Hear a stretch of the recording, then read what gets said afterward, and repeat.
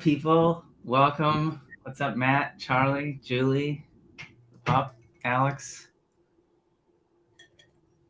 This is a little bit different than Zoom because we can't really see anybody's face and we're recorded. But can we get hey, we can see everyone? Yeah. All right. We'll start in a minute here.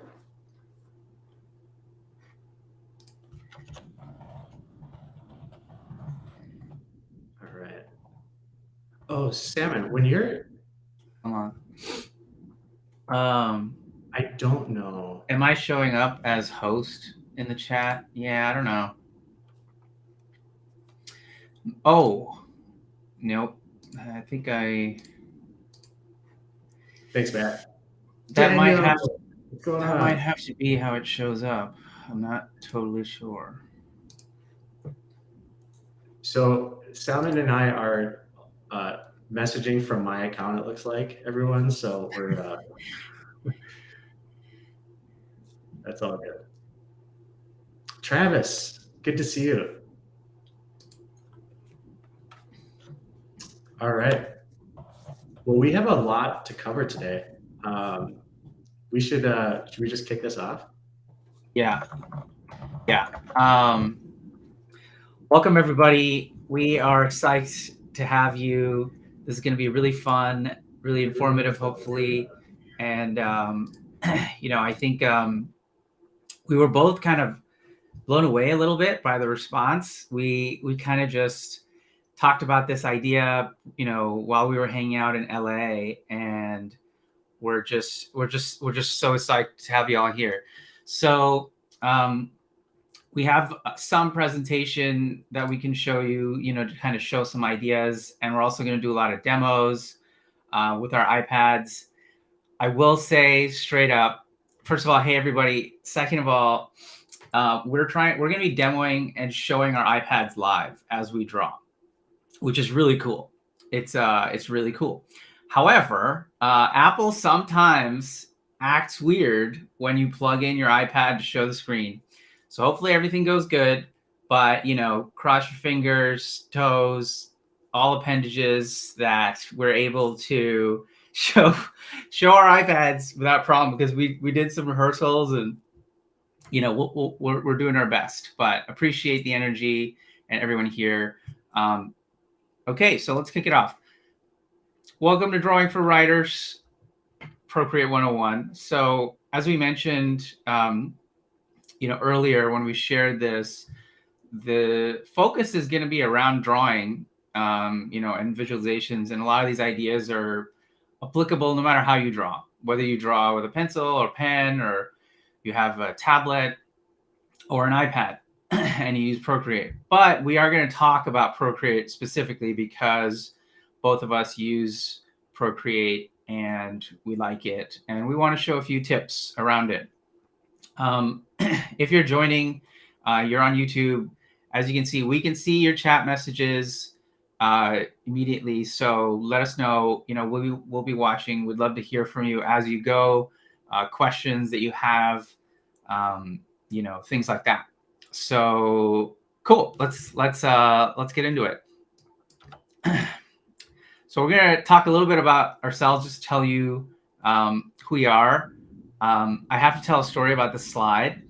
So Nate and I have been putting together this deck, and he put his photo on the left, this adorable photo of him hugging this. I don't know, what is that, Nate? Is it a tweet? Is it a bird? I don't know what it is. It's very cute. In Tokyo, and they do. It's very cute. And so I put my profile, my nice professional profile picture next to it, and no matter what picture I picked, it could not match the cuteness vibe, and it just didn't work. So I went through my photos and found a photo of giant teddy bear hug, and I think we've succeeded. Don't you think, Nate? I feel like we're in teddy bear alignment now. So I'm actually gonna kick it off to Nate to tell you a little bit about him.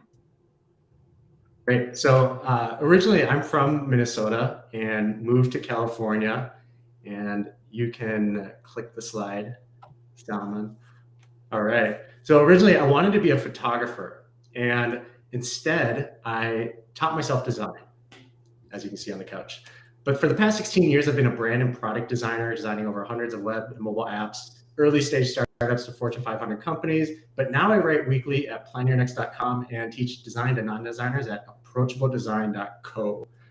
And I may have already designed a highly rated sticker app that my wife and I use.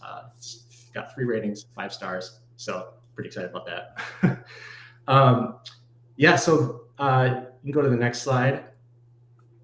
So what I wanted to show are some illustrations that I've done. Salman's going to show some of his, but really what we want to do is just make this as approachable as possible. And I think that even if you don't have any skills at drawing, if you haven't done it in a long time, you can create things like this very simply. And so I'm going to show kind of my process in a little while, but these are some of the things that I'm proud of that I, in my weekly newsletter, I usually drop in an illustration there, or if I'm writing on my blog, I'll drop in illustrations there. And it's really to storytell, to capture someone's attention and imagination and draw them into the writing itself. And so I think it's really important, just as writing is so difficult on its own, this I don't want to spend a lot of time doing. So that's kind of exactly why we're hosting this. So thanks for being here.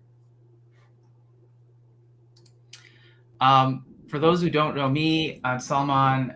I do a lot of different things. Most of my career I've been an engineer, but I've also been a founder and a teacher, and nowadays I do a lot of writing. Hey everybody, good to see you folks dropping in and some familiar faces. Most of you probably know me. I wrote this essay called The Polymath Playbook.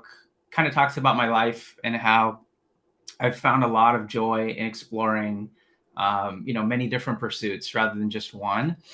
And yeah, I would just recommend checking out, watch this, guys. This is so cool. Check this out. Look at that. Wow. See how it was covered up and I moved it? We're so fancy over here. But you can go to my website, salman.io, and learn about me there. But yeah, these days I write a newsletter about creativity, self-awareness, and I'm working on a book of fables. So lots of illustrations. I illustrate, most of my blog posts, and I've also been doing illustrations for the book. So through that process, I've learned a lot about drawing, and excited to be here, chatting with you all about drawing. So we've talked a little bit about ourselves. We were curious if you could post in the chat, how many drawings have you published, meaning posted online or, put on your website? And the number can be 0, but we just are curious, where are folks at, broadly in terms of who's shown up here and what levels are. So if you want to post that in the chat, it'll help us kind of make sure we've aligned. And also thanks for letting us know where you're coming from. Oakville. Yes. I'm actually originally went to high school in Oakville. 0. Okay. We've got some starters, which is great. Great. Yeah, London, 0 Spain. is great. Incredible. All right. We're seeing some 0s and 2s. Corrado at 4. Janet, 10-ish. Nice. Cool. Okay. We'll let those roll in and we'll keep going. So what we wanted to do was talk a little bit about some of the things that folks sent in. Nate, if you want to chat about this for a second. Yeah, of course. So in this survey that we sent out ahead of time, and thank you so much for everybody who did respond. It just really helped us understand kind of like, how skilled people were or not skilled, or hadn't taken the time to draw. And this just kept surfacing, not skilled enough. I could never seem to get it. I could only draw the outline. And this is something we want to really tackle today, because I think we all have this fear around drawing. We all think we're not good enough. I don't think every time I sit down to draw something, I'm like, this is going to suck. So I have that same fear. And I think we just want to kind of address that and bring some easy ways to kind of approach drawing. So thanks again for filling this out. Cool. So we're going to talk about a few examples that inspire us. The first one, actually, Nate, why don't you take this one? Yeah, of course. So we wanted to highlight a few people who draw who kind of approach it in a simple way. So Tim Urban, if you're not familiar, he writes waitbutwhy.com, and he probably gets over, I think I just checked, it was like over 1 million uniques every month.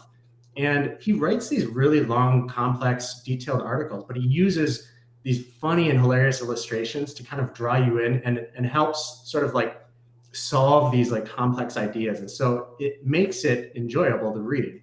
If you go to the next one, Maggie Appleton, she is a little bit higher on the skill level, but it's really interesting to look at her writing and pair these visuals with it, because she really condenses the content itself into these visuals. And then the last one I believe we have is Matt. Matt's a friend of ours, and he writes a weekly newsletter called The. And what's up, Matt? I know you're here. But he used a lot of these techniques. I don't think Matt really considered himself an artist. He writes a newsletter about health, fitness, and creativity, but he does these every week. And I'm like so blown away because they're so good and they're like simple. I don't think it takes him too much time, and he does this all in Procreate.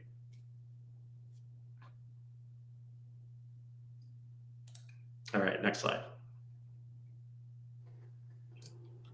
The last one that I snuck in was Brian Ho, who writes this blog called Startup Illustrated.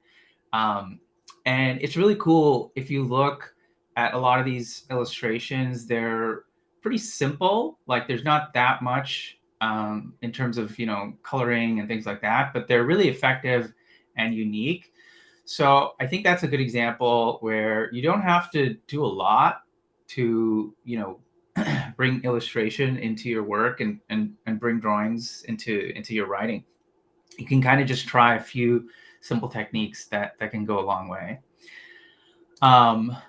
Yeah, Matt, that's awesome. By the way, I hope you can share a process stream. What is a process stream, Matt? Apparently you had a stream, so I hope there's a recording to it. We'd love to see the recording if you have one. Which is a good reminder that there will be a recording that we can share on this later on. But okay, so we're gonna get into some demos here real quick. But before we do that, I wanted to do something with all of you who are here to kind of just take a breath, take a moment to transition as we get into this. And we're going to do a little visualization that I think will help you kind of think about the drawing that you want to make and help you remember that for later after the session. So if you could just take a second. I know we're all here. It's Friday. It's the end of the week. There's probably a lot that's happened. But let's just do a few breaths, and then we're going to do a quick visualization. So if you can, feel free to close your eyes and just sort of lean back in your seat, maybe. Just stop holding all those things that you've been holding up. I know I have as we got this stream started. And let's take 3 deep breaths. So you want to breathe in through your nose and breathe out through your mouth. So deep breath in. And out.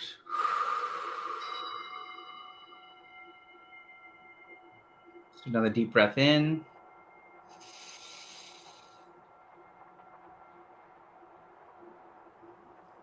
And out. Last breath. Breath in. And out. Now keep your eyes closed for a moment.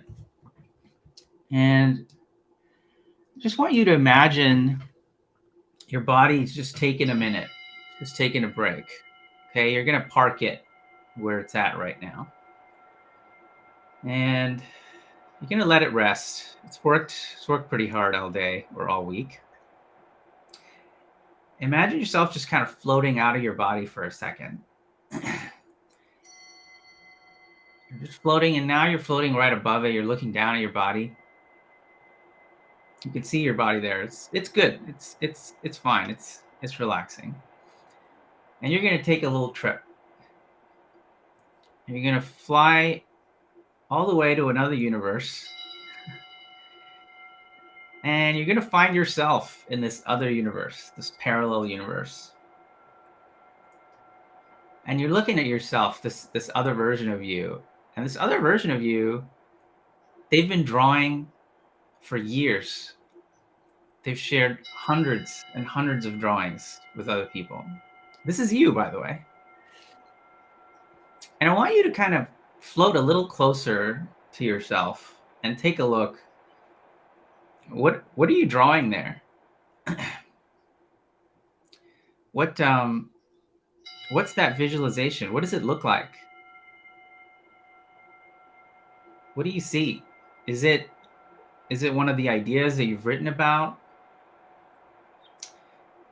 Is it drawing of a person or place?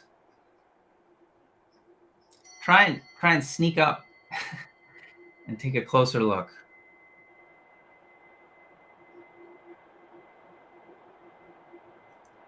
All right, you can open your eyes. And what I'd love for everybody to do is take a second and just write down what you saw. What was that idea that you were able to draw so immaculately in this other universe? And it doesn't have to be a complex thing, literally the size of a Post-it note, maybe even one sentence.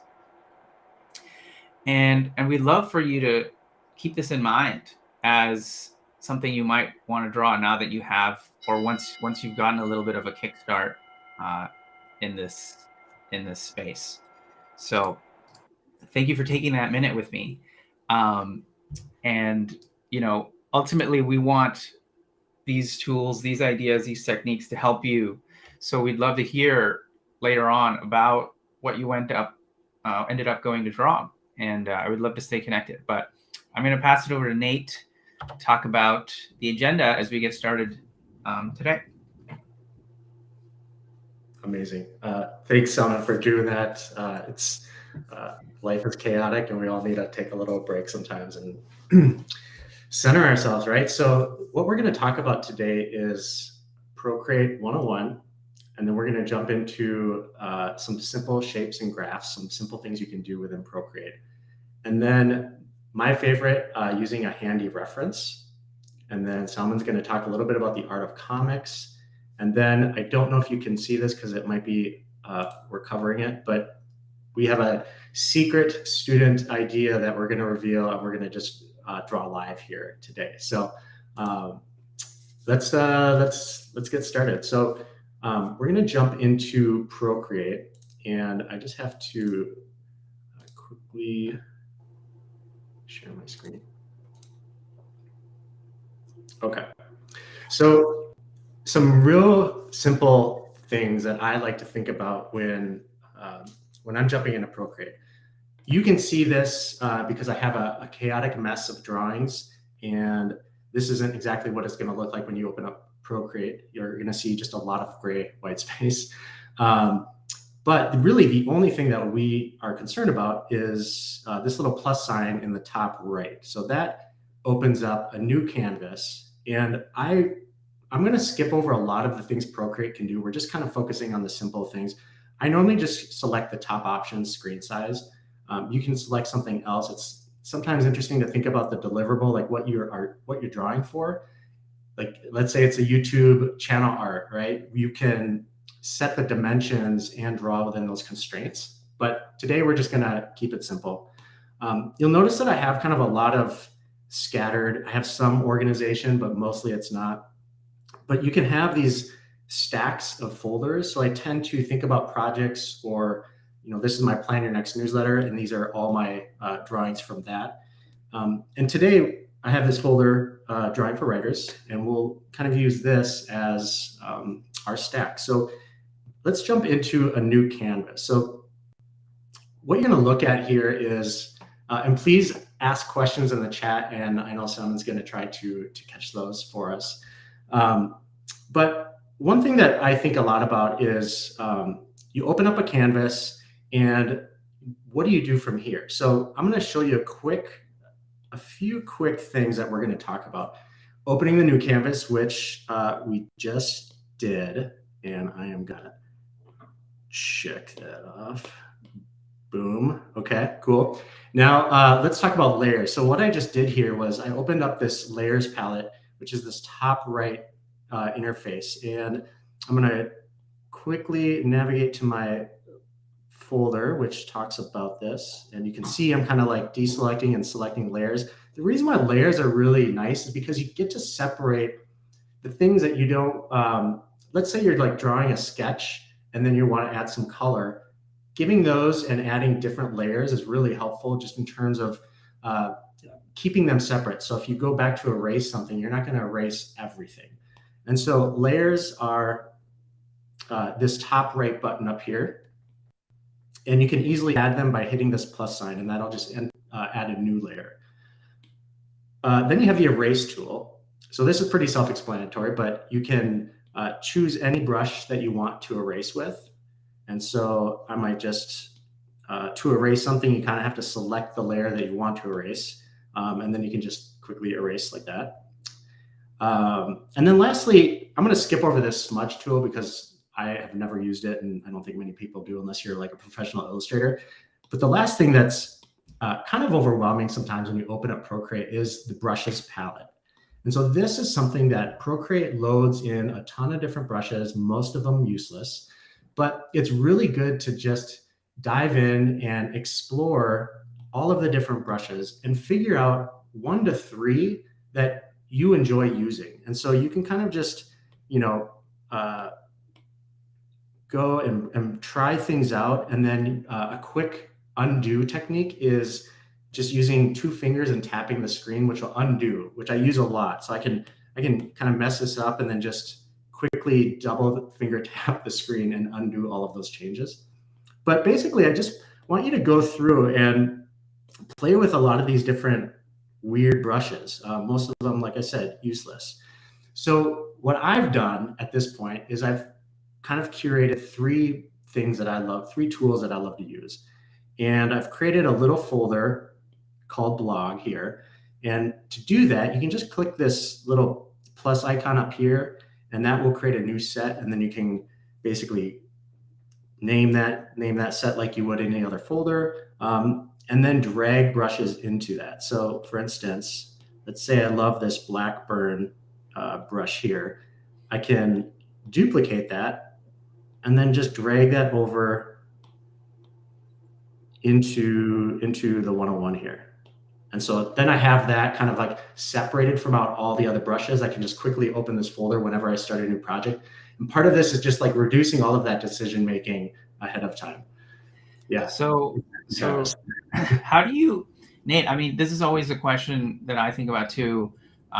Leo's question here is, I never know which brush to use. There's so many brushes. So how do you pick?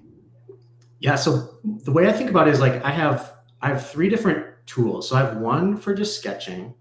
I have one for outlines, kind of like, a little bit more confident drawing strokes and creating outlines. And then I have one for colors. And so I kind of break it down as simply as that. You could choose any brushes for those different categories. Salman is going to go through his routine, and he uses more brushes than I do. But I try to keep mine pretty simple. So I have this 6B pencil that I love to use because it looks a little bit loose and it doesn't feel very polished or official. And it gives me this kind of like leniency to create sketches that don't feel fully finished, but they kind of have an aesthetic that looks interesting to me. And so I tend to pick a pencil for that.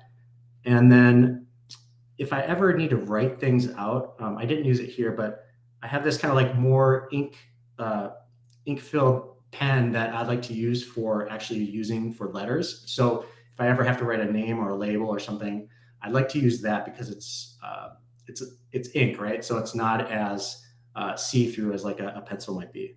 And then lastly, again, this could be anything, but I like to use color with a kind of a bigger brush because it covers more area. And so I'm kind of getting a few things done here. I'm picking something that's like light and simple, like a pencil for my sketches and drawings. And then I pick something that's a little bit more wash like for my brushes. And that's kind of how I approach this. And so every time I start a project, I'll go back to my blog and I have those 3 brushes. I don't need to worry about anything else. Okay, on the left side of Procreate, we have 3 tools. The first that I didn't call out is the gallery, which just brings us back to the previous page of all of our artboards. The second icon here is, or the first icon is called Actions. And Actions is just really useful to add images, export your drawings, or adjust your canvas. And so you kind of, it's a little popover that opens up, and you can modify some of the major, like the main things that you would use Procreate for. So one really cool thing is this video, and you can click on time lapse and it's going to show me creating this automatically. And you can export this video and share it out, and you'll see a lot of professional artists do that. So that's pretty cool. And then the second, I'm going to skip over this second icon because I don't really use it too much. It's just an adjustments tool that affects color and all these other things. But the third icon is select, and it allows you to select objects, cut, copy, paste, some of the kind of basic actions there. And so select, if I click on that, and I can just draw a line. Let me make sure I'm selecting the right layer. Okay, so if I just draw around all of this, I can use 3 fingers and drag down, which opens up a palette. So 3 fingers, drag down. I can cut and copy or cut and paste this object, and then I can move this around individually, even though it's part of a flat layer. So it just gives me a quick way to adjust and move things around. And then again, 2-finger tap, undo, will let me undo that. And then the third thing is a move tool, which if you select the layer you would like to move around, so for instance, I have this layer here, I can just select that and I can just move that around. I can scale that down, really tiny. And so it just is a quick way to move things around. So those are, I would say, like the kind of the 6 basic things that you want to be concerned about. The last one is really just color, and color is, pretty simple. You can go here and choose colors. We're going to get into this in a little bit, but oh yeah, Leo, can you demonstrate adding a brush to a brush folder? I'm having trouble doing this. Perfect. So I click on the brushes palette. I just call all these brushes. So we'll just duplicate it first. Instead of dragging it out from the main, I like to kind of keep Procreate's defaults in place, and so that's why I'm duplicating it. But I swipe left on that to duplicate it. And then I just drag this over to one of my folders and then drop it in.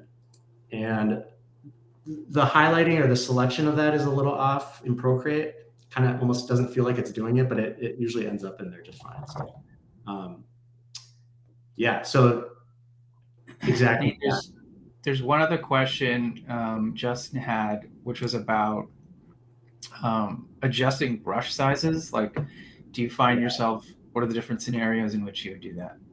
Yeah, so we'll go into this a little bit more later, but really quickly, when you open up a brush, there's a little palette on the right side here. And this allows you to increase the size of the brush or the stroke of maybe a pencil. And then the bottom slider here is really about opacity. So you're able to adjust its opacity as you draw. So this is the red brush here. If I'm going to lower the opacity, you can't even see it here. It's just a little lighter. I do a lot of this stuff afterwards, and I'll show you how to do that. But yeah, you can kind of play with size and opacity on the right slider. So that's a great point. Thanks for calling that out. Okay. So let's, we've talked about layers, we've talked about some brushes, colors. Let's just quickly, I'm going to add a new layer, and I'm going to hide all of this other stuff. So there's these little check boxes on the side where you can just hide things. And I just wanted to show a couple of things about color. So one really simple thing, if I didn't like this white background, I could just drag this red swatch out from the top right, and drop it, and it'll just fill the entire background. I don't need to like brush in everything, which takes too much time. And so I can change the colors here too. I can just modify this really quickly.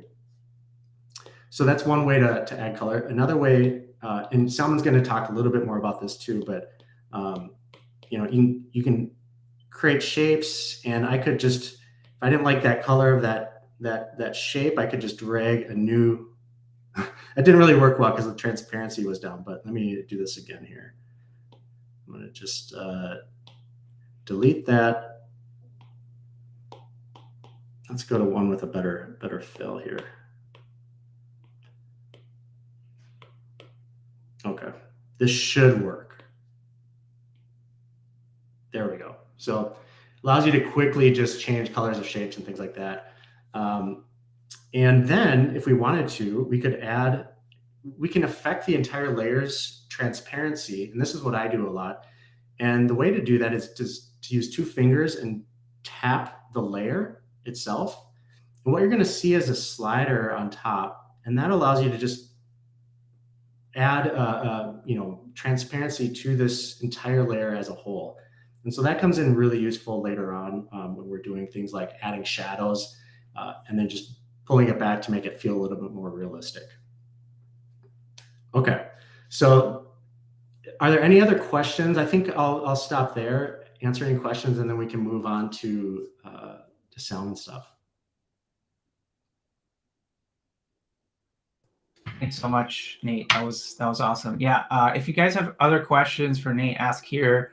I'm just gonna set up my screen to start sharing some other stuff. But yeah, now's a good time for some questions. I think Nasreen had a question about touching base on layer options, but I think you kind of went over it at a high level. But I'm not sure if there was any specific question that came out of that. We'll be, as we draw, we'll be showing kind of more context around these tools and how we use them.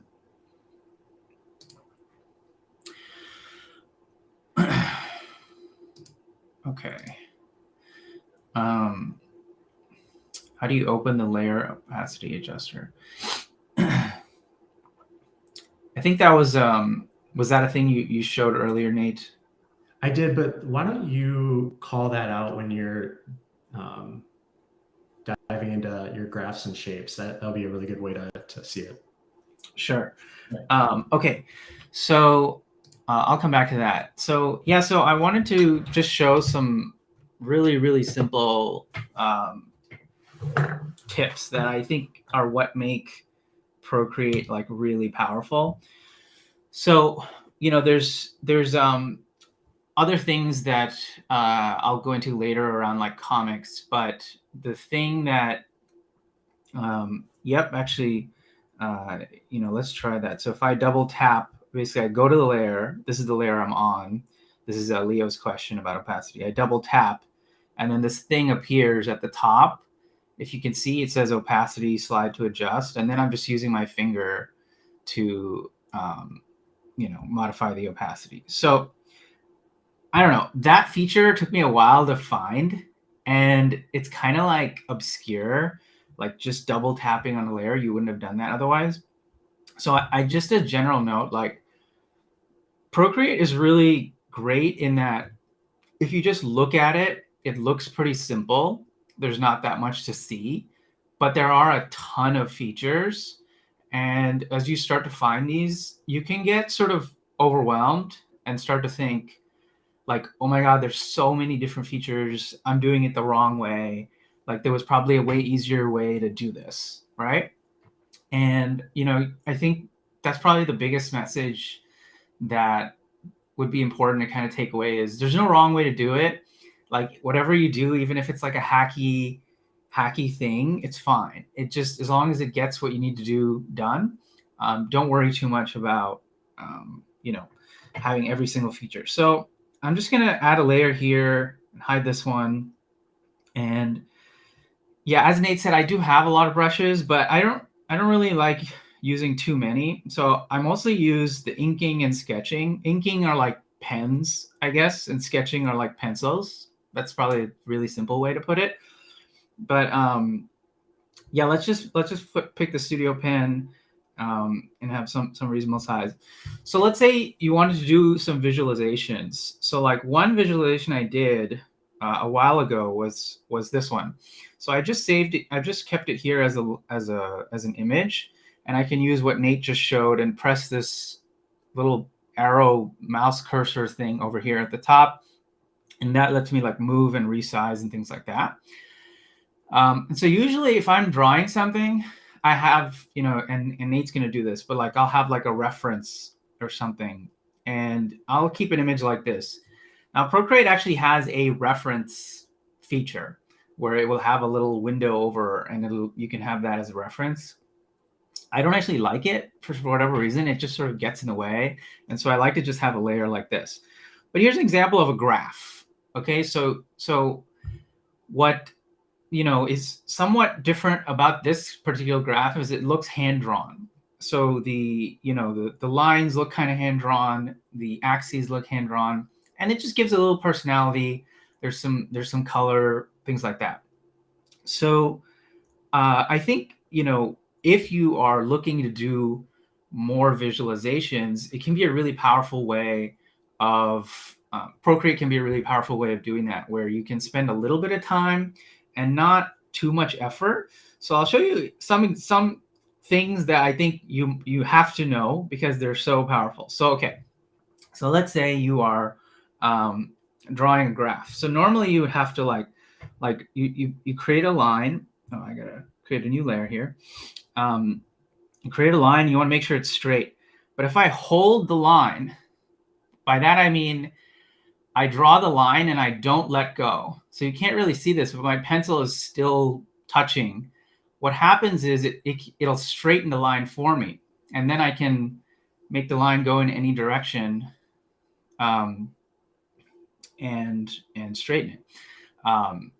This is probably like the most powerful thing. Just being able to draw simple straight lines. I can then go across and do the same thing, right? And now you might say like, okay, well, that I could have just created straight lines in some other tool. Like I said, you can choose, well, you want to keep it kind of hand drawn, or do you want to keep it a straight line? That's a choice now. Okay. Now it goes a lot further than that though, because it works with shapes. So I'll make this a little bit bigger. Let's say you want to draw a square. So I draw this square like this, right? That's a pretty good square. But if I use the technique I just showed where I hold, see, it actually creates a strong line shape for me. But here's where it gets even cooler. So if you hold on that shape, I know, OMG is right. But wait, the OMG will get even bigger. Check this out. If you tap, it turns it into a perfect square. Okay, so now any square I draw at any point, I can just hold, tap, and I've got basically that perfect square. Or I can kind of leave it in this funny shape if I want. Basically I get to choose what I want to do, right? That is pretty cool. Now it applies to lots of different shapes. So let's say I got rid of these and I do a circle. Now I can make this sort of ovally shape that I made, or I can make a perfect circle. Notice the difference, right? Right. So like, honestly, if there's one thing, it's this. It's hold and tap for perfect shape. I'm not sure how else to emphasize, like any shape you want is now a more interesting shape. Now remember, if you like, so look at this. What's the perfect version of this? It's not a square or a circle, so it doesn't really necessarily know what to do. So keep that in mind. Now, I don't know if Nate showed you this, but now that you've got these shapes, you can start coloring them. So let's just say I picked some red color or whatever. You can just drag to the color there at the top right, the color picker. Just drag the color into any of these, right? And now you've got slightly more interesting visualization. Like you can basically have charts and graphs and things like that. So somebody asked about text. That's probably the other big thing. Drawing shapes, okay, making perfect looking shapes, but also you can still make them not perfect. The tap isn't working for you. So there are some settings. I don't know, Nate, if there's like a specific setting for this. How do you tap? You use the other hand. So here's a demo of me doing it. If it was basically going like this, right? And then you're holding, and then you go, and it's not just it's a tap and hold on that as well. Okay, so there's probably a good demo on this, but you draw and then you hold and then you can tap to make it perfect. Yeah, you're holding both at the same time. So you're holding both. Yeah. Okay, so don't there let was the pencil come up off of the iPad. That's right. So I mean, unfortunately, I don't have a camera of it, but it's one of those things where it's like you might think like, well, that's kind of wonky. I just think it's so worth it. It's like, look, you can make all these funky looking, interesting shapes with it. Like you can make little stars, crappy stars, and then it'll make them somewhat half decent, interesting looking, like whatever you want. You can make like little ovals, and it makes them into really nice ovals, which we're going to use later. Okay. So there was a couple of questions. Great. I'm glad it's working out. At any time, if you want to clear a layer, you can tap on the layer, and there's a whole bunch of options. Okay. And then there's one option in there called clear. Okay, clear. Now, if I want to undo, double tap, redo, triple tap, undo, double tap. Okay. Selman, I'm just highlighting questions. Okay. What brush am I using? So this is just the inking studio pen, just standard studio pen. So in general, I would say I like, so I'm going to hide this, create a new layer. I like brushes that are not just flat, like not just straight. They have some kind of shape so that the line width is not always the same. So for example, if I draw a line like this, let me go back to black. Here's what I mean. Let's say I draw a line. See how it's thin on the left and thick on the right? That's because it's responsive to pressure, but it's naturally kind of like that. So it just gives it a little bit of an interesting character. Now that's a style choice, right? Like you could choose a different brush that is much more flat, but it's kind of up to you. So there's a lot that I can show you here, but what I'm going to do now is just try and recreate this like really quickly, okay, and show you like it doesn't have to be like a super complicated thing. I'm not even necessarily going to recreate it exactly, but let's give it a try. Okay. So one thing that I would say is layers. You might be wondering like, oh, how do you like pick which one to put in what layer and things like that? In general, try and keep everything in as much as possible, keep things in a different layer. Ideally, keep lines and colors in a different layer. Okay. And the reason for that is just because like if you are coloring and then you have everything in the same layer and then some objects like overlap with each other and now you want to change the color of one, you can't. How would you change the border color of the shape? Okay, let's answer that real quick. So let's say I draw a shape. Okay, I do the whole thing. I make it a square. I then go and I color it. Oops. I then go and I color it. Okay. So now in this shape, both the line and the fill are in the same area, but you can fill anything. So you could actually drag the fill onto that, and that would change it. But do you see this? See what's happening here? That's because it's trying to like do its best based on what it sees, right? Instead, if I hadn't filled this and I here's a tip. Let's say I want to have a layer here and then color here. How would I do that? This is a really cool other feature. I'll just show you. It's one other feature. I know I don't want to get too complicated, but if I just drag here, it fills the whole thing. I'm doing that on purpose, just so you like. This can be very confusing. There's lots of times where you're going to be confused in Procreate. I mean, sometimes it'll happen. And it's because I was trying to fill the box, but the box is in this layer, right? So I want my colors to be separate for reasons, but the box is in that layer. So how do I do that?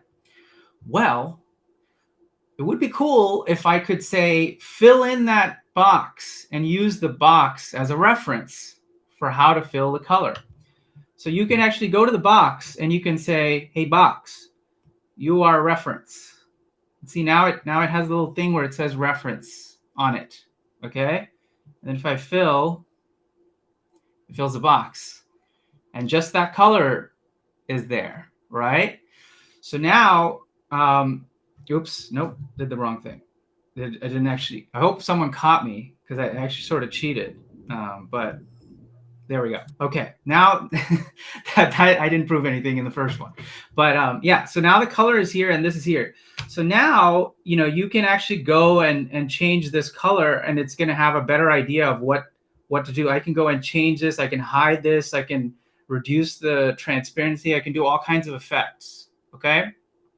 So I don't want to make it too complicated, but I just want to suggest in general, have your lines and your colors separate so you can, I know, right? It's mind blowing. There's so many features in Procreate, but I really think with just the hold thing and the tap thing and reference, you will like pretty much, maybe not even reference, maybe don't even worry about reference, but just the whole thing and the line thing. Okay. So let me delete this layer and I'm going to clear this one. And we're going to try and quickly draw this.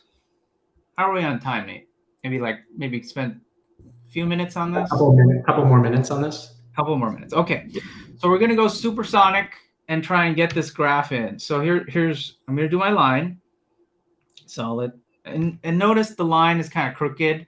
So you will get better at this, but you can, oops. You can kind of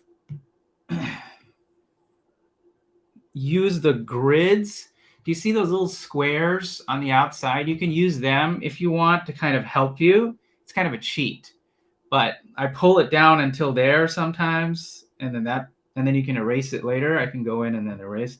And there's lots of different things you can do, but whatever you want, it's not that important. Do another line here. This one's kind of thicker. And then let's say we do, I'm going to make this a little thinner. I'm going to switch to my pen. I like this Sunday strip pen. It kind of has a ink pen sort of look. See that? See the little detail in it? Okay. So anyways, so let's say I draw a few lines. So basically I do one like that, one like that, and maybe one like that. Okay. And if you look at the actual image we're using, there's a little character down there, little, stick man, and then some text. So it doesn't really matter what the stick man is or what they look like, but I am going to go to a different layer for that. So let's just draw a stick man. Now, I'll get into this maybe in the other one a little bit more, but in general, when you're drawing anything, any character, don't think about the shape of the person. Just think about their pose, like how they're standing, like are they moving, and what are they looking at, and their expression as they're doing that. So in this case, I've got this little person who's looking up. So maybe if I were to redraw it, I would kind of have them looking up even more. So this is the cool thing, by the way. I don't know if you know what I'm doing, but I'm using my fingers to pinch and zoom, right? And that's the cool thing. You can have a canvas of a certain size and you can still pinch and zoom to get in. But let's say I do like Oh, that's way too big. See, now that I've pinched and zoomed, my pen got bigger. So let's say I'm gonna make a little guy who's kind of looking up, right? And he's kind of leaned back maybe.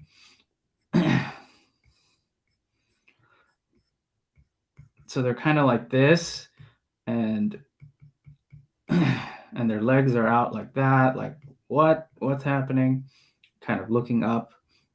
Let's give them giant eyes for absolutely no reason, right? Just because, right?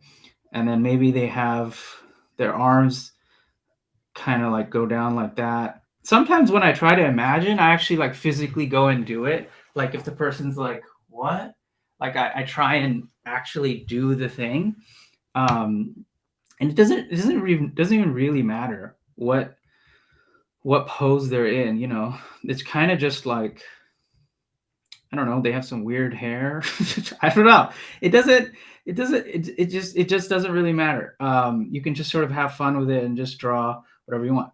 Now notice something here though, because I made the canvas like I zoomed in like that, there's a little bit of, do you see the little bit of like jaggedness with the line here? Um, so that's a trade-off between having a bigger canvas versus zooming in more. Like the more you zoom in, the more pixelated it's going to become. In this case, I don't think it really matters, but let's just say, okay, he's in the ground, and this ground kind of merges. Cool. Okay, we've got our little guy.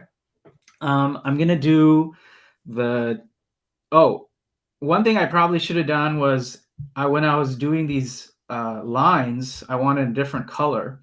So let's try and actually, let's see now if I wanted to go in here, I can actually change the color of the lines, but it didn't get one of them because I guess that one was disconnected. So sometimes keep that in mind. Oh, I wonder if I can show this real quick, Nate, but there is a color drop threshold feature. So, okay, this is actually a good demo. Okay, so when you drag to fill, it's going to do its best to fill everything that it thinks is connected to that thing. And there's actually a threshold of that. So if you drag and hold, you can move left and right to change said threshold. So in this case, it's being super, super generous versus a little bit more picky. Do you see how if I go all the way, it's like, you know what? I'll include that too. That is a really useful and cool thing that I found so that you don't always have to make all your lines perfect when you're filling them. But okay, we're going to keep going. So now I want to do a color, and I've got this little man here. Let's say I change my mind. I can get rid of the little man. See, that's where the layers being separate help. I'm going to switch to a pencil, some kind of graphite shading thing to emulate that weird effect that I had. And this may not be obvious, but if you're using your pencil, Apple Pencil, if you draw on it straight versus sideways, where are you dragging and holding? Literally, once you've dragged onto that point, you're just going left and right, like on the iPad, anywhere really. Whenever it has one, like same thing with the opacity selector, it's just kind of like anywhere on iPad. But I wanted to show this. It's especially useful for pencil. I'm a big sort of pencil person, but if you draw sideways like this, it does shading. See how it looks like shading versus if I'm going like this, it's different. So you can shade this, you can shade this a little bit, and it gives you a chance to kind of color a little bit more like if you had a real pencil. Okay, so let's just say I have that, shade this, and I just want to show the text feature real quick. So what did I have there? Vulnerability down there. I'm going to do that, and then you guys will get the idea. So the text feature is up here on the top left. strangely. I don't think it's in a good place, but there's a wrench, the little wrench, and then you can basically add text. You can also insert photos, things like that, but add text is here. And then you get this little text thing. So I'm going to put in a text, like let's say vulnerability. Okay, and when I do that, the keyboard shows up. So you can make the keyboard go away. There's a little button here at the bottom right to make it go away if you like. And then I can get a better view. And then if I tap it again, the keyboard comes back. So that's actually pretty important to know is, oh, hold on. I think it's covered up. There you go. See that little keyboard button at the bottom right? That's important because you want to hide it sometimes while you move stuff around. Now, when you have a text layer, you can touch anywhere on the canvas. Like my finger is literally at the bottom right. You can touch anywhere, and that lets you move it around. And that's kind of important because if you try and, for example, touch on the thing, then it's going to open up the text layer again, and you won't be able to move it around. It's kind of annoying. Now, once you select a text layer, it actually shows up as a text layer on the right. And if you hit this little AA, I know maybe that's not that obvious, but AA on the sort of top right of the keyboard, then you get all the text related options. So you can choose any font that you have. I usually use this one. You can make it bold, italic. You can increase the size. You can add text effects. You can make it true type. You can even change the kerning, so make it kind of spaced out more. And by the way, while you're doing that, you can still use two fingers to, pinch and zoom the canvas. So that was kind of a quick preview of how you can, basically use lines, use shapes, like I showed earlier, to create interesting ways to visualize stuff. It doesn't have to be particularly complicated, but doing it by hand kind of just makes it interesting. So I'm going to pause there, actually. You can import any fonts. Any fonts that you have on your iPad can be used. Whatever fonts you like. I would say if you're going to do a bunch of visualizations with your writing, pick one and then try and use that one as much as possible. Okay, silly question. Whenever I select the arrow with the intention to move, instead of moving, you change the size. Okay, so let's say I picked this little guy and I do the arrow. There's lots of different things you can do in this mode. You can select anywhere on the canvas and then you can move. Then you can touch on the tips, the blue tips, specifically the blue. Actually, Nate, can you make it so that it's a little bit bigger? Like move it back. Yep, perfect. So if you touch on the blue tips, you can increase, like say top right corner will increase it by maintaining ratio. Then on the other sides, it'll do that. Then there's this green thing here. See the green thing? It rotates. So, you can just decide, I actually want it to be this big instead. Move features is super useful. It also has flips, all these buttons at the bottom, flip, horizontal, rotate. You can distort. You could, we could go on forever, but I should stop. Cool. So I think that I just want to reiterate again, there's lots of these questions about these features. Don't try and learn all of the features. Don't try and learn every single Procreate technique because you'll quickly overwhelm yourself. But great questions. All right. So we've got a few more demos to do. One is drawing using a reference, and then someone's going to talk a little bit more about comics, and then a last student drawing. So we've got 30 minutes to pack all of this in really quick. So let's charge through this. So Salman, if you want to skip ahead to the next slide. Okay, so there's actually this is one thing I really want to instill, is that copying is okay. And if you go to the next slide, there's one of the greatest tweet threads that I've come across around creativity and drawing. And it's by Dr. Neil Cohen, who talks a lot about how we have this built into us through society, through tendencies of teachers teaching people how to be creative and how to draw. We're kind of told that it's bad to copy. But one of the greatest things about learning to copy is you're learning a skill of like visual communication.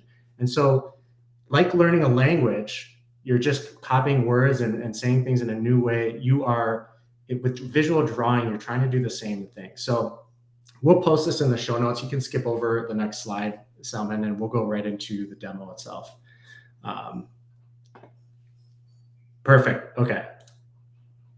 So one of the things that I'm going to quickly draw here is using a reference photo. So when I start a project, after I've written an article, writing is so difficult. We've spent so much time on it, getting feedback, editing. The last thing I want to do is spend a ton of time drawing. And so I try to think about, like, after I've written the article, what are some of the key words, some of the themes that come to mind when drawing? And so I wrote an article called Co-Marie Your Digital Clutter. And I wanted to create an image that, like Marie Kondo, is this peaceful image in a world of chaos of capturing blogs, capturing notes, watching videos, doing a lot of things that we're trying to like input so that we can output into our writing.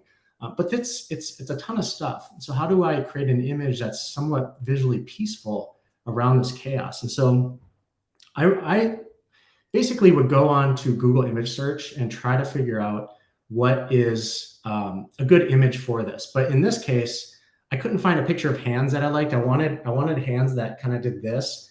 And so I had my wife take a picture of my hands for me.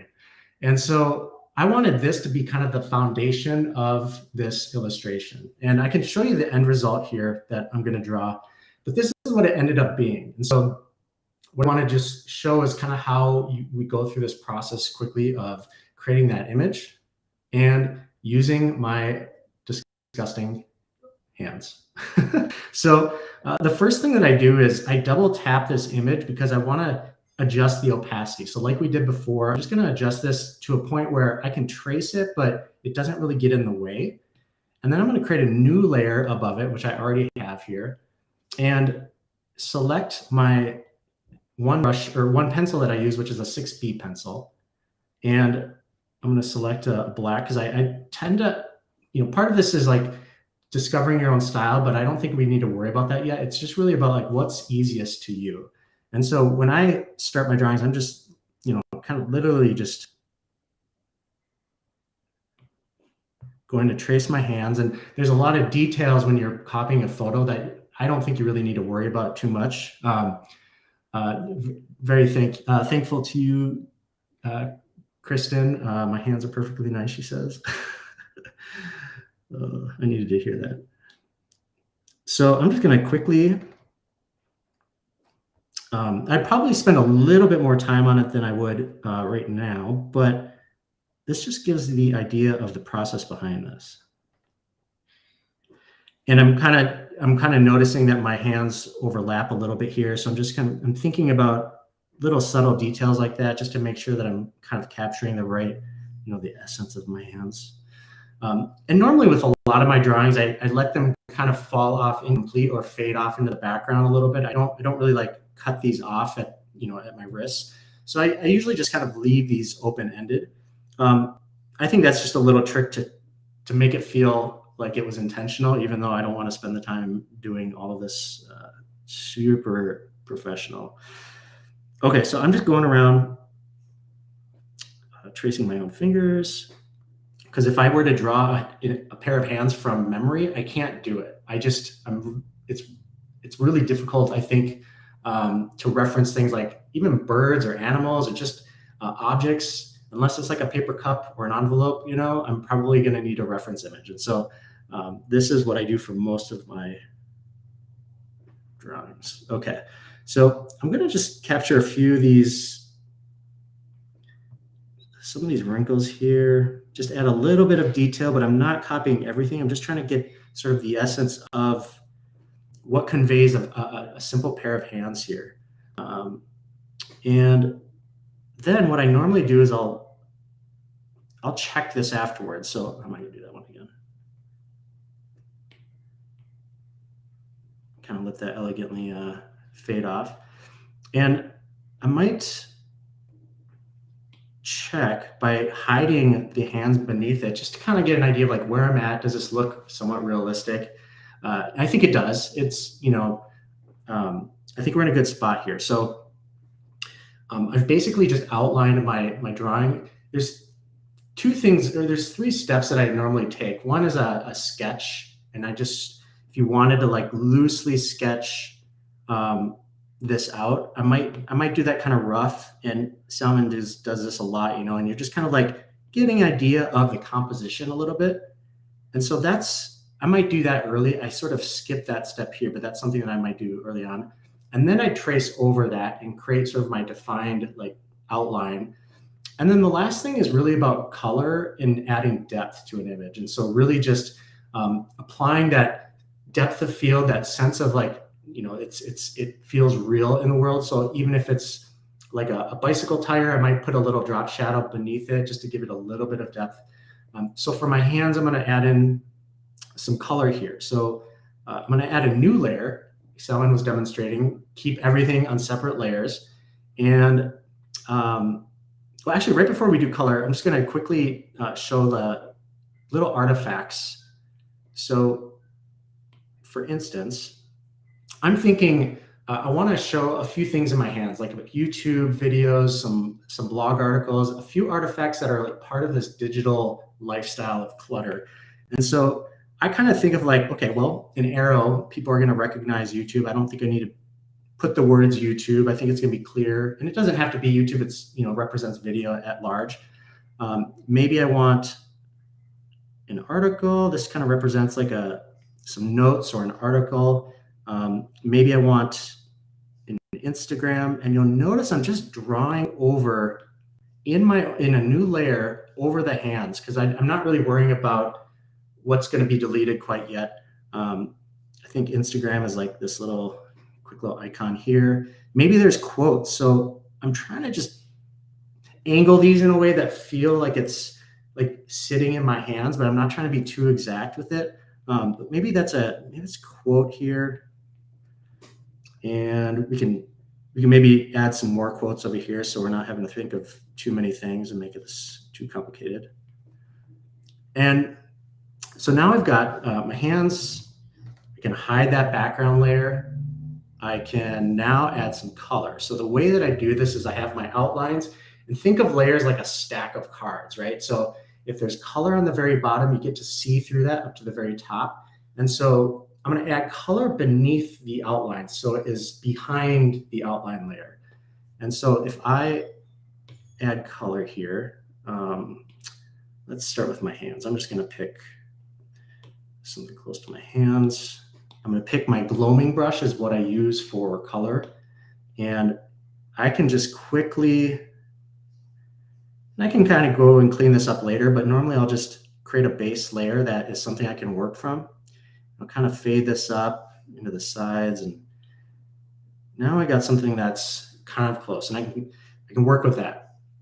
I'm going to create a new layer, so I have some background color to these artifacts, and I'm going to just use white. I'll keep that. I'm going to drag down the size of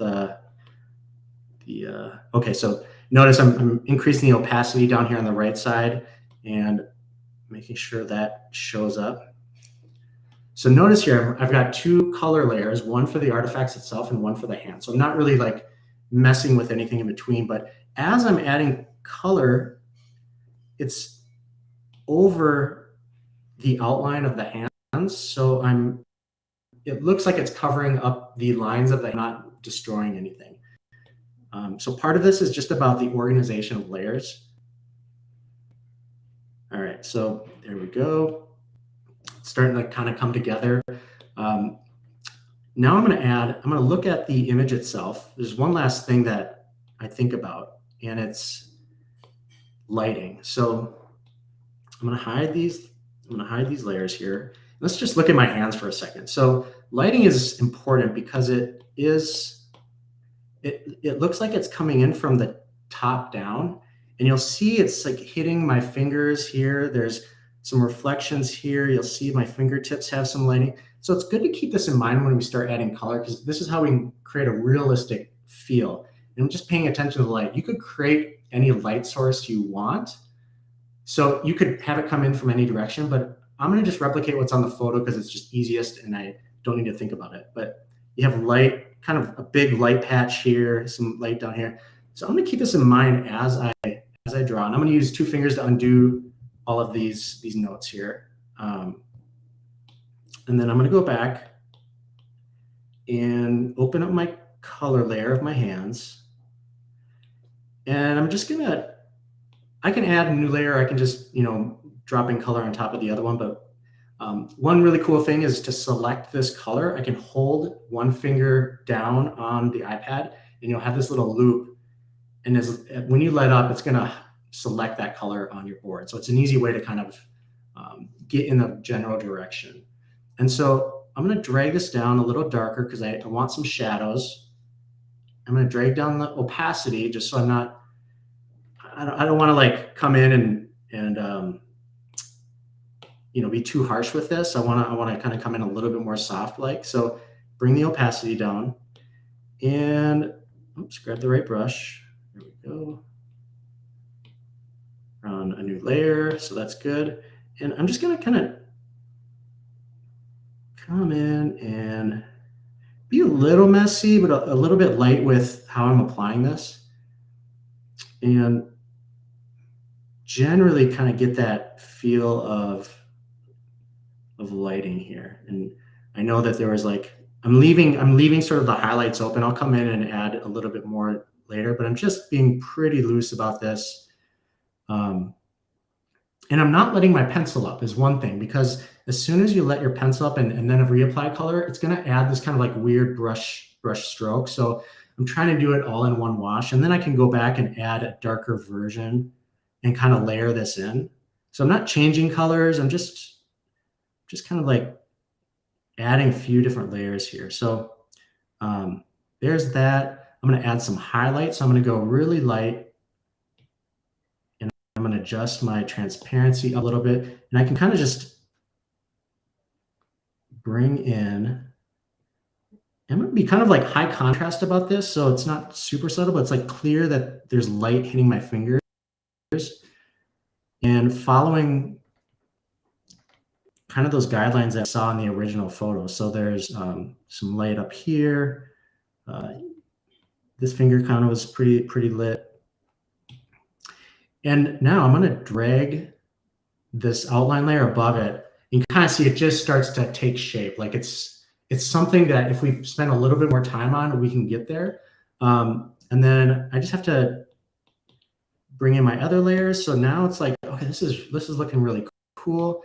Maybe really quickly to add some depth, I'm going to add in a background color here. Maybe a pinkish, kind of a light pink.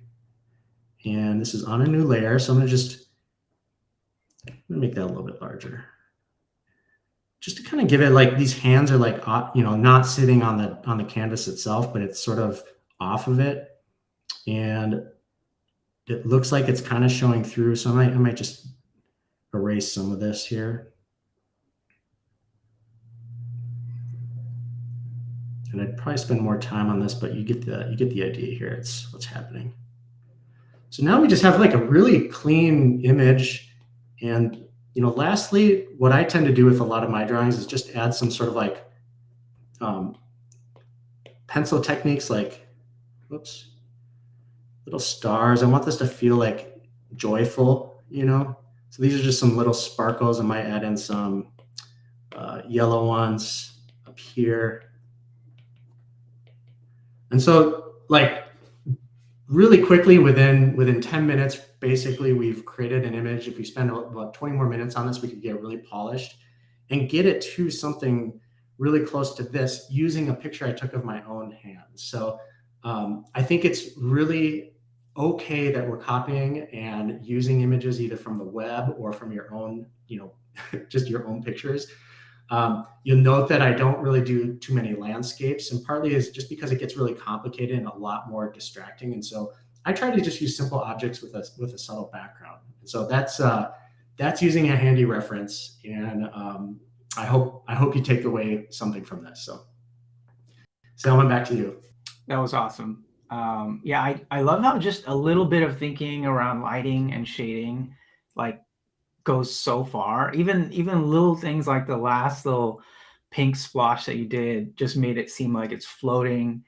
It's always remarkable how like even the tiniest things that we do just goes so far in making it look and feel more real.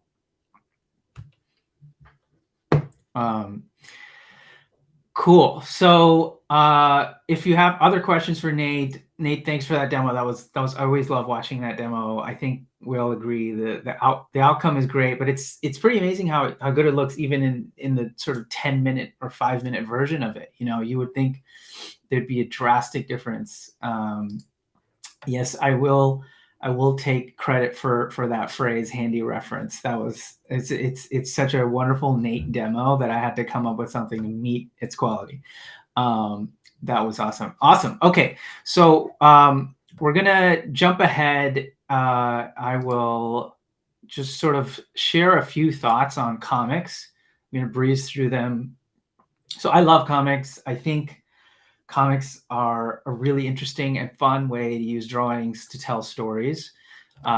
Specifically, I think what's powerful about comics is like you can say so much with just a couple of words. And these days you probably see a lot of comics as memes. So you see a lot of stuff go viral, and it's actually a really short comic. So I think a good thing to think about as writers is there are many different ways that your writing is, going to get picked up, referenced, noticed, shared. And you want to give people as many different tools and motivations and sort of mechanisms to share your work. And one of them is to just have a little drawing, or some kind of comic or some kind of thing that on its own could be shared and could be memeable. And so that's just sort of an approach that I would advise. There's some more questions around drawing, which maybe in the next demo we can jump back into as well, or Nate, if you want to chime into those. So I just wanted to plant this idea that like you could have a 2-panel comic and people might love the meme of it, and then they'll share your post, which includes a much more thorough piece of writing in it. And I take this approach with my own writing, where most of my posts have a little comic with it. Sometimes it's the comic actually that tells me what to write about. So the main message I would want to get across is that you don't have to be like some sort of expert illustrator to have a comic that communicates your idea really well. Sometimes the comic can say it better than your post. I have this comic that I did. It's about expectations. First panel, this character I draw is on a balloon. I expected this to fly a lot higher. I see the problem. And he throws this anvil, and the anvil is expectations. Now I actually have a post with it, but no one is going to read that really. It doesn't need, frankly, it doesn't even really need to exist. Like the writing in this case is so well emphasized by just this picture scene that is shown here. And I also just want to call out, like, look at the drawing styles. There's definitely styles where I use like a lot of detail and spend a lot of time on it. But I mean, you can see like the mountains and there's just scratchy lines. Even the background color is just scratchy. Doesn't matter. This was probably the most popular one that I've shared just because people resonated with the message. And I remember thinking, oh, should I go back and fix it? But then I was like, no, that kind of does a disservice to the idea itself of it just being about lowering expectations. So anyway, my message there is just kind of like, try and think of it as a simple way to test your idea. Don't think of it as, okay, now I'm going to become a person that draws and they're going to be good and so on, because the expectations will really get you.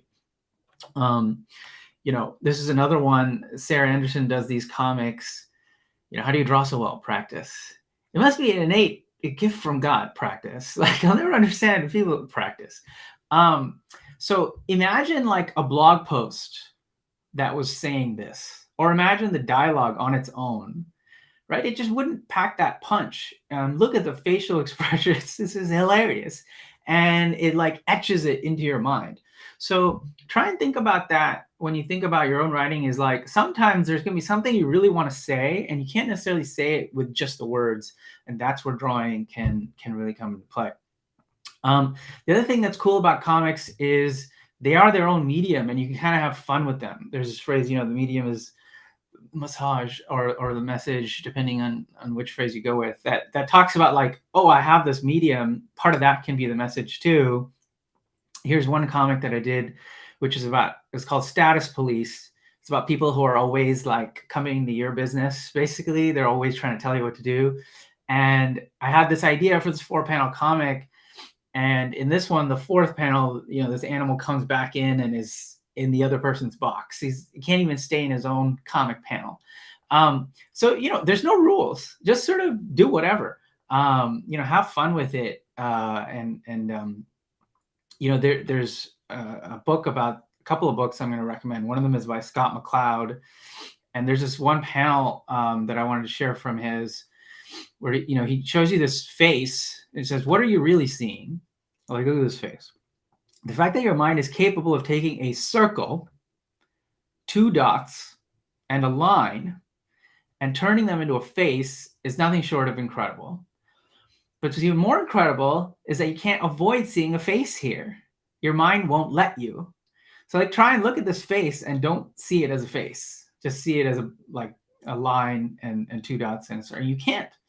So, the reason why I wanted to share this is just, there's a lot of power to drawing. Like you get a lot of innate power just from how people recognize images and all the natural built-in stuff that comes with it.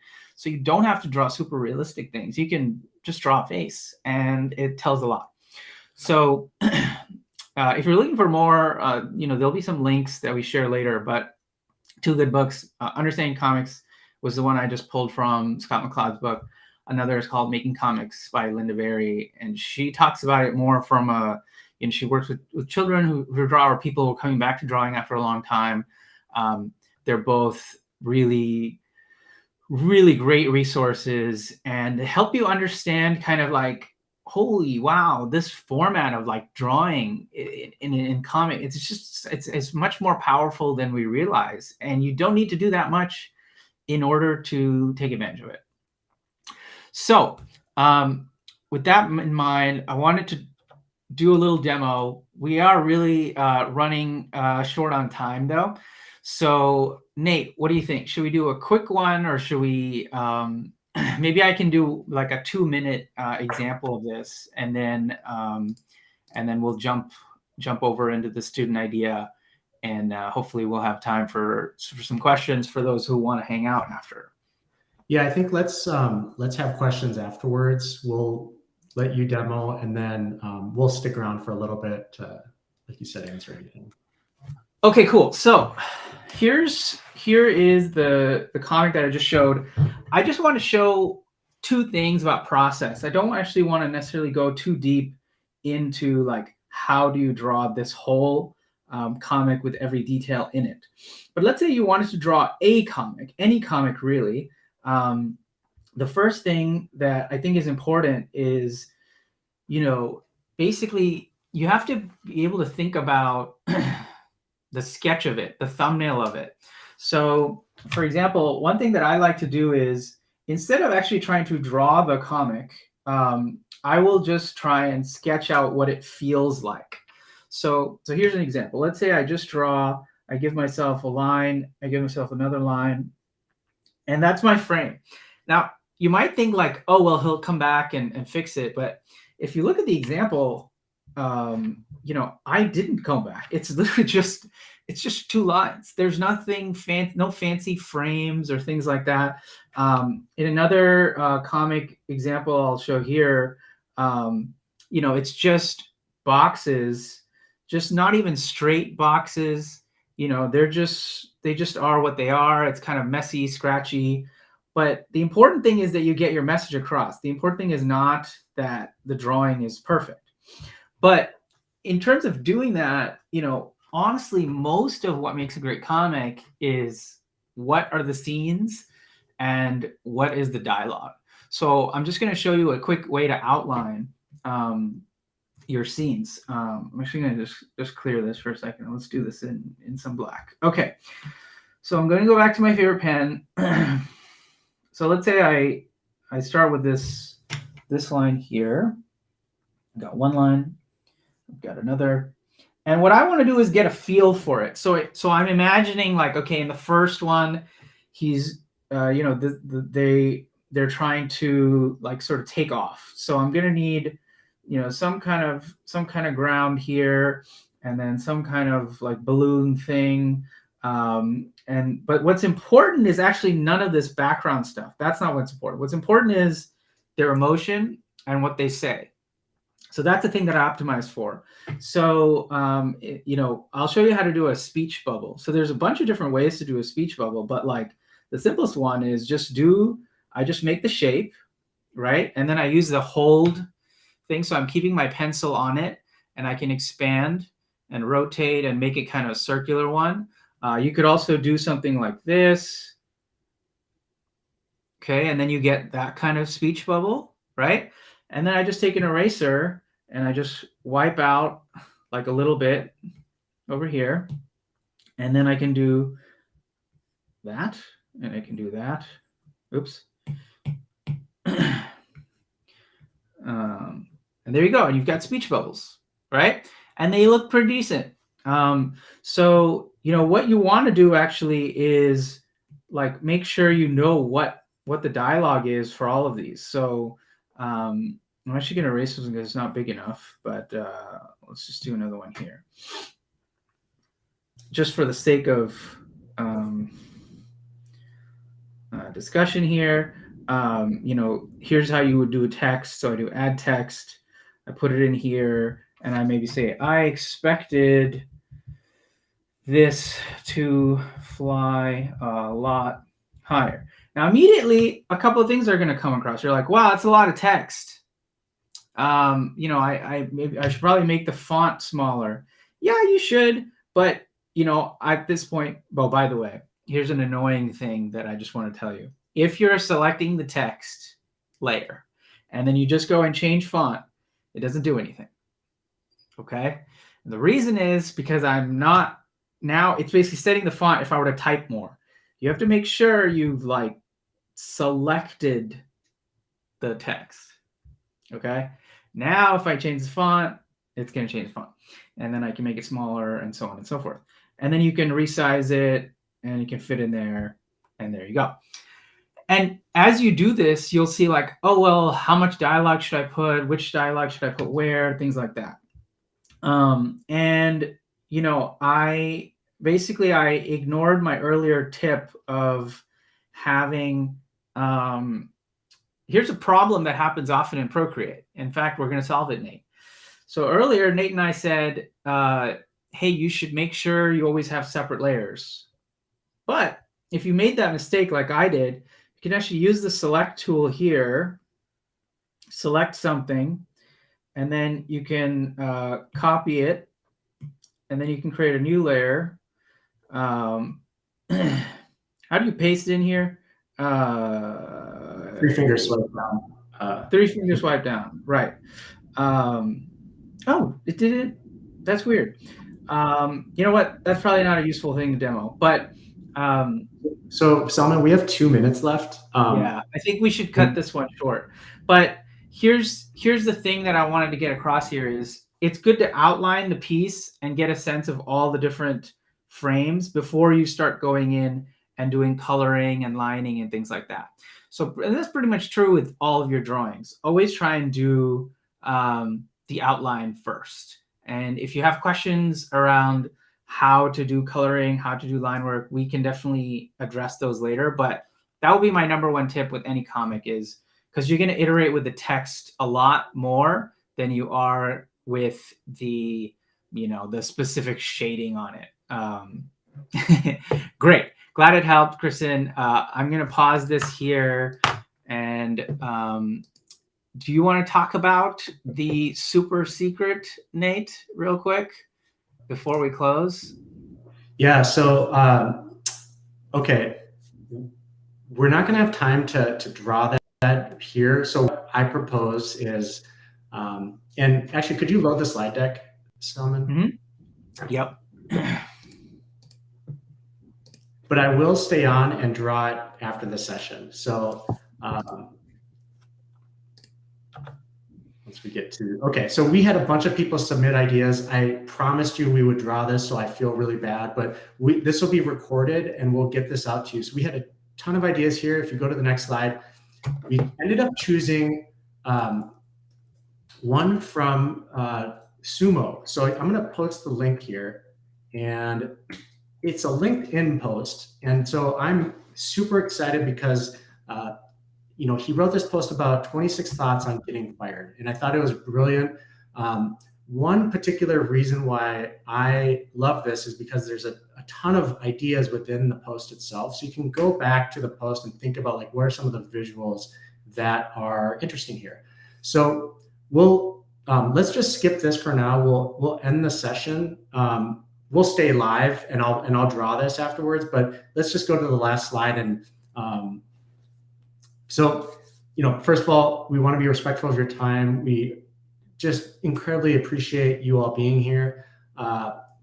3 things we would love to have you do. We would love to have you draw your posted idea from early on, and then post it everywhere, and then tag us, Dare to Rant on Twitter and at Cadillac on Twitter, and just let us know what you're drawing. And we would love, reach out to us individually, DM us. Please reach out with any questions. We'll stay on here for a little longer, but thank you so much for joining. Salman, I'm sure you have something to say too. Yeah, thanks so much, everybody. As you can see, like, there's a lot that you can learn with Procreate, you know, and there's always more that we could share. But, you know, we wanted to try and cover a bunch of different topics for this introductory area. We are very curious about, you know, if there were other sessions that we did, what would you like us to go deeper on?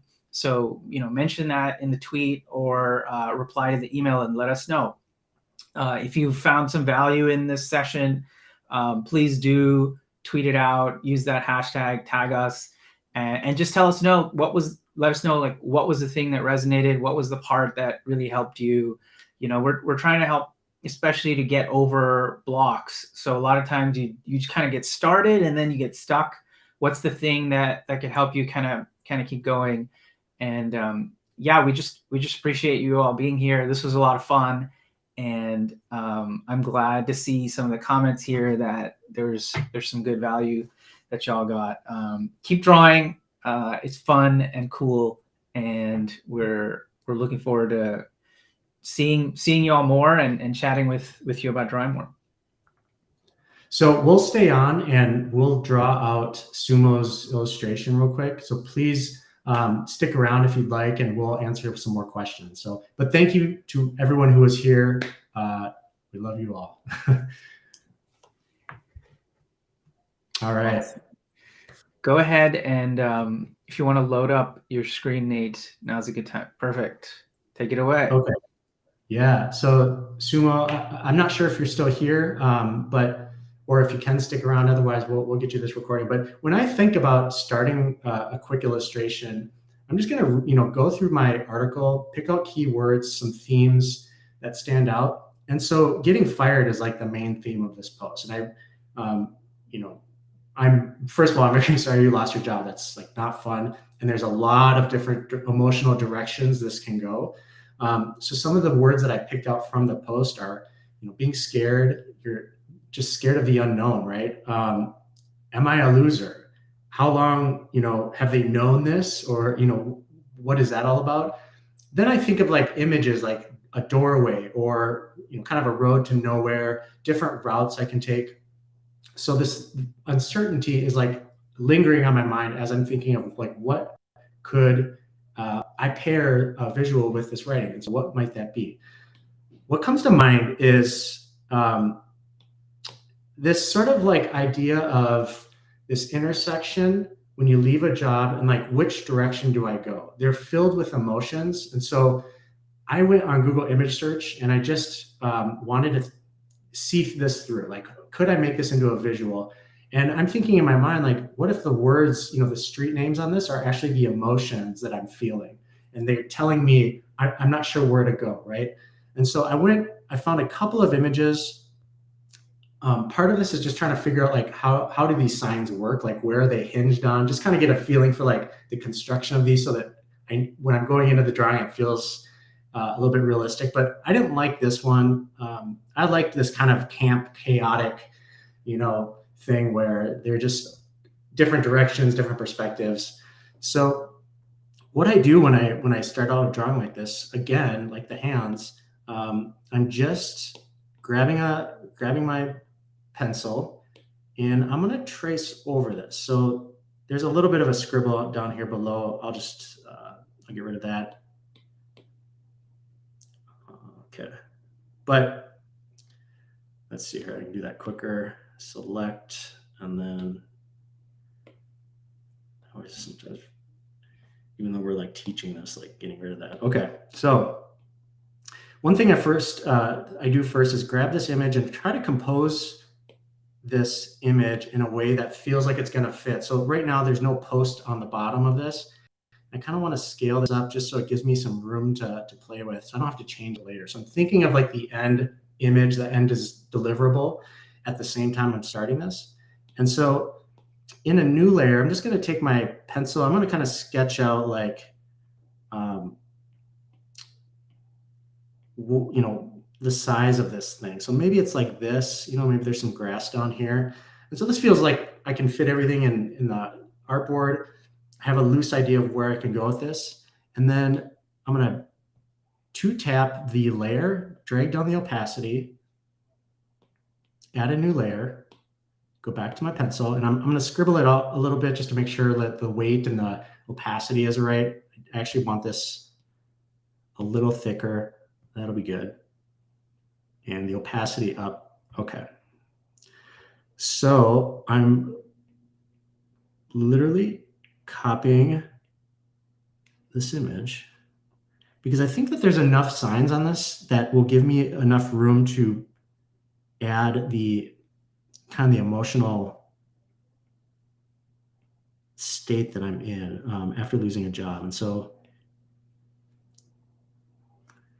now Salmon is thinking like, yes, Nate, you should really use the secrets that I've taught earlier in the class and use straight lines. So I'll do a mix. It's a style thing. You can, I mean, Jack, it's interesting because it's like having them be hand drawn also means the lines aren't going to be perfect. So sometimes you don't want to do that. Right. Especially in scenarios like this where you're kind of doing a drawing, not a perfect reference. Exactly. So I've got a couple of signs. There's a paddle here, which I don't really like that. So I'm going to just add in a new layer and create a couple more signs, only because I didn't want to draw them on the same layer because I wasn't sure if I'd like them. And I'm not going to really worry about like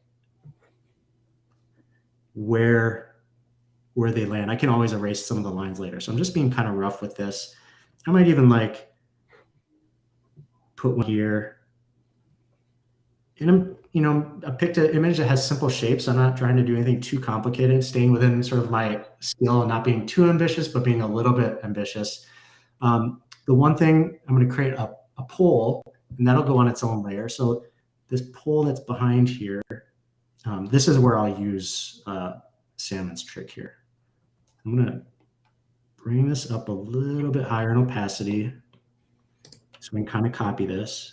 And I'm just, what's cool is like, and he showed this earlier, but you can kind of just like be a little bit weird with it, and then holding it down just gives you that like really straight line, and then having your finger gives it a 90-degree. I know it looks angled here, but stick with me. And then I'll do the other side, and I'll kind of get it up close to the top here. So now, again, I'm just going to cap this off at the top, and then maybe add some grass. My dad, when I was younger, would create these. He had this trick for creating clouds. It was just like he'd draw a line, one big hump, and then a bunch of little humps there. And these little like tricks kind of convey enough. You don't need to get too detailed. And with grass, it's kind of similar. Like you can just use different spikes, you know, maybe things pop up, but that's really all you need. You don't need to think about it too much. Okay, now let me hide this background layer, and let me put the pole kind of in the back, and then I'm gonna just erase what I don't really need. So folks are loving this this approach of like showing the photo and then tracing over it. Oh, amazing. That's great. So I want like most of the signs on the front of the post. So I'm gonna kind of get rid of, erase the post. I'm sorry, erase the post. And I'm kind of cleaning up my image this way. So I'm thinking about like the perspective and the angles of the signs here, and imagining how they sit on the sign. So, you know, maybe this awkward one here could be behind the sign. So, you know, this one right here could be sitting on the backside of that. So that's okay. I might leave that the way it is. And then it kind of gives a cool aesthetic of the post sort of like revealing itself halfway through. But then I'll just delete this stuff. And there. Okay, so now we got like kind of a misshapen. I don't really know how this one works, but we'll play with that a little bit. And then some quick color. So I'll just add in, you know, kind of like maybe a green, even though these original colors are brown. I know the post is going to be brown, and so I don't really want brown on brown. I want to create a little bit of contrast. So I'm thinking, let's do like street sign green in a way. And let's add that in here. Oops, I'm going to go to gloaming only because it's just a little bit quicker. And I'm going to bring that size down. Color these in pretty quickly.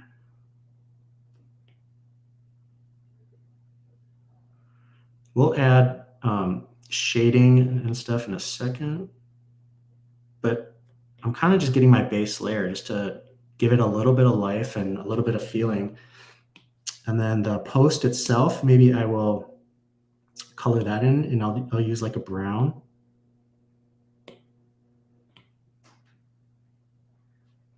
And I'm just gonna go behind, not be too careful. I'll go in and kind of erase that see-through effect that's happening here really quickly. Okay, so now we have some signs. Let's add some letters. And I usually just type, like I just draw my letters in. I will for this. Okay, so he had some words in here. I want it to like kind of be impactful. So like MIA.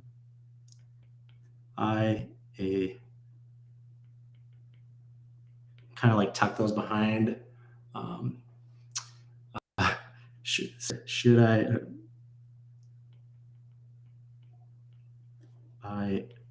update? And this is a LinkedIn post, so like, you'll notice I'm like, okay, there's a little bit there's not enough room here, so I might go in and kind of like just that line, extend it a little bit more, kind of be a little bit careful about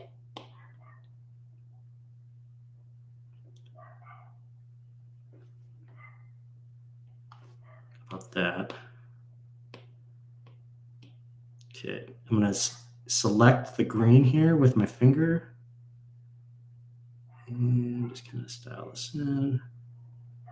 You'll notice that once we add some shadows, it's going to be okay. Don't need to be perfect at the moment. LinkedIn. Linked. Just kind of grabbing my pen again. Let's see here. Wait, this is kind of nice. Like this moment of self-reflection, like, wait, this is nice. And then on and on. And I think you can kind of get the idea here. So that's how I would fill in those signs. I can send the finished thing after this, but I'll just want to add some quick depth here. Yeah, we had a question earlier about just like shadow or shading. So maybe just do like a little quick one on that. Yep. So actually doing that right now, that's good timing. I think about like a light source coming in, you know, like either I'm looking at these signs. I'm kind of thinking maybe the light source comes in from the front, like the top right. And so I'm kind of thinking about light as it hits these signs. I'm not trying to be perfect about it. I'm not going to cast every shadow, but what I do is I grab within this hue, this green hue, I'm grabbing a darker version of it because when shadow casts, it's actually casting that spectrum of light that it's reflecting. And so it is actually like a green. It's just like really desaturated, but I tend to grab something in that green because you wouldn't, if you just grabbed a gray, it might not have that same real effect. So I'm thinking about like some of these here. Let's see. You know, this sign above it might be casting a little bit of a shadow here. This one coming in front might be casting a shadow here. And I'm kind of being a little loose with this, you know, but like just a little bit of depth, you start to see that come through, and that's kind of interesting. This pole is really bothering me though, and I got to get rid of that. And then this sign is overlapping that one. So let's I think it's this one here. Okay. So yeah, you can kind of start to see that effect of like, and you know, with color, I'm sort of just, I am using the same layer here because I know that I'm not like needing to fix the transition to shade too much later on. So that's kind of why I'm doing it on the same layer, and so forth. And then lastly, like the pole itself is going to have a bit of a shadow. So I'll grab this brown, bring it down a little bit, and if the light's coming from the top left, the right side of this pole is probably going to have a little bit of a shadow here. And then also with the signs covering up the pole, these might be a little bit darker in here, you know, a little bit of a shadow there. And so really it's like totally taking some shape, adding some depth. It's really coming to life. Lastly, I would just add in a little bit of green down here. And that would just add a little bit of depth just by kind of like some extra lines down here. And then the finale basically is, let's add in a little bit of a background, maybe a blue sky. Crank that up. And maybe this is just kind of like a weird shape. It gives it just a little bit of like additional visual like intrigue. And that will just sit in the background. Maybe that's a little bit too harsh. I'm going to drop the opacity a little bit. And there. And then for highlights, just so you know, we covered shadows. We have the base layer. And then highlights, what I do is just grab the opposite. So grab a really light green. I'll come in with a little bit more detail. And I'm just going to like kind of hit the edges of these signs, you know, like it's not super realistic, but it does add a little bit of like dimension here that's easy to convey. You know, the sunlight is coming from the top left, so it's gonna shine this a little bit. Maybe back here, maybe these edges. And now like it's just, you have 3 layers of depth. You have the lights, shadows, have a little bit of realism, and then I would add in the rest of the letters. And then basically, like, this is, I did a final version of this. I think that is, where did that go? Oh, I maybe cannot find that at the moment, but I'll send a final version of this to Sumo. Sumo, you can use this, for whatever you want. Just happy that you submitted it, and we're able to, have have the confidence to do that and see this done live. So I appreciate that. Do you want to just show the one you just drew again? I mean, I'm sure the final is awesome too, but like even I think just showing what's possible in a few minutes. So coloring here with shading, using a darker color to have shade is one approach. If you look at some of the ones that I've drawn, that you can use pen and just kind of like just pen in with a black pen or something, or a gray pen.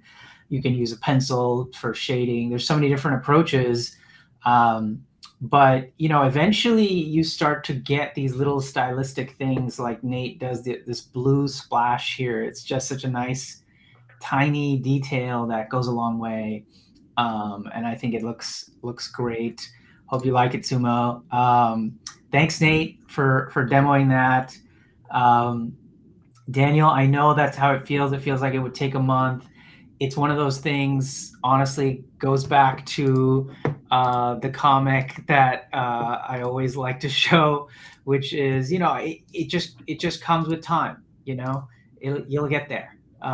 Just do it again, and unfortunately, it's the most boring advice, but it's probably the most accurate. Is just after a while, you've done it enough times that you learn the little things that you like.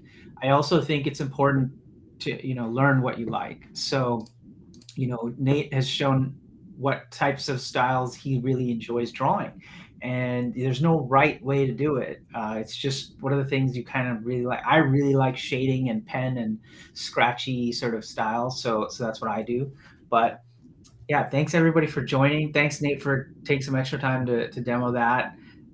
Very kind gift to Sumo, I think, and to everyone here. Thanks, everyone. We'll send a recording of this out in an email follow-up, and we'll send a document of a few resources as well. So appreciate you all. Yeah, thanks, everybody. We will, like Nate said, we'll send a follow-up. And just to reiterate, we're curious to know how your drawing journey goes. Let us know what you drew. Tag us. We want to hear it. Like, even if you're like, oh, I just drew this thing, I don't think it's that impressive. Like, just send it to us. Tag us. He and I are curious to keep going in this area and see what else we can talk about and share. So thanks, everybody. Have a great rest of your Friday. Thanks, Nate. This was so much fun. Bye.